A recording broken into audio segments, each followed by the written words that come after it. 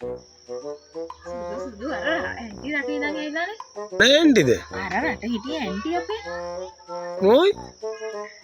මොරින් aunty යන ඔයාට මතක නැද්ද? මොරින් නැන්ටි. ඔව් යන්න ගිහින් එන්න මට පපියෙක් ගේනවා කිව්වා ඒ කාලේ ඉඳන් කීයේ හිටියේ. මොන පපියෙක්ද? ගේනවා කිව්වා යන්කෝ ගිහින් එන්න. අනේ මන් දන්නා මේ වැඩ ඇස්සේ යන්කෝ එහෙනම් ලෑස්ති නෝකෝ ගිහිල්ලා. එහෙනම් මං ඉක්මනට ලෑස්ති වෙලා ඉන්නම් ඈ. හරි හරි සුදු මම ලෑස්ති නයි ඉක්මනට ඈ. ඇන්ටි ලංකාවට ආවා කියලා ආරංචියක් ආවා. කවද්ද ආවේ අනේ? ආයි ඩාලින් ඔයාලා ආවද? එන්න අනේ ඇතුළට එන්න.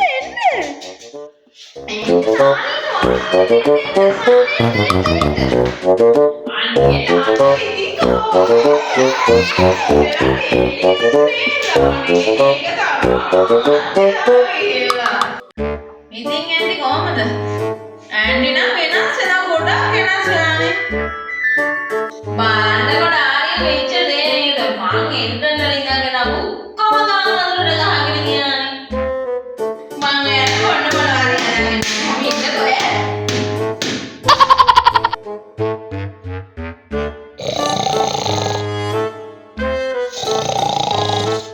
සුදු අර උඹට කියනවා මේ පපියක් දන්න අර ඇඳේ පත බෑවිලා ඉන්නේ. ඔච්චර කම්මතුලා ඔය කියන්නේ මොහේ නේද නැති.